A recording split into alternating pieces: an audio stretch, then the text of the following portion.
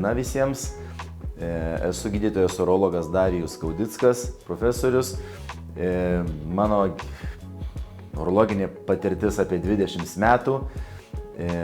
Ir šiandien norėčiau paliesti labai aktualią ir jaunesnių, ir vyresnių vyrų problemą, tai erektilinė disfunkcija, erekcijos sutrikimus, kuriuos tikrai daugelis iš mūsų turime, tačiau galbūt gėdijamės ateiti pas urologą laiku, pasisakyti apie tuos negalavimus, kurie tikrai ženkliai blogina jūsų gyvenimo kokybę, galbūt net ir jūsų poros gyvenimo kokybę.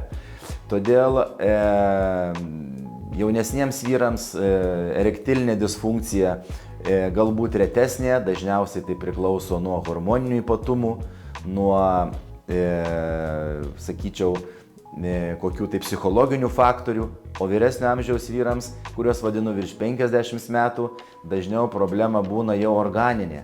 Dažniausiai tai būna kraujotakos sutrikimai, dažniausiai būna lydimi po aukšto kraujo spaudimo, sergantiems cukriniu diabetu ir vartojantis įvairiausių medikamentų.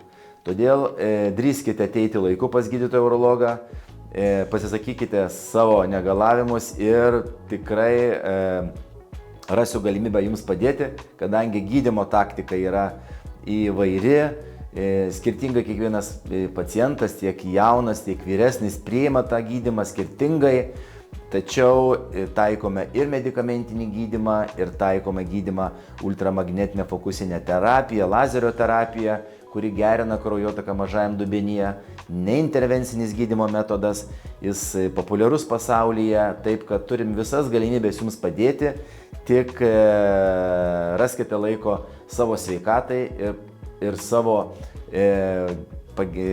pagerinimui gyvenimo kokybės.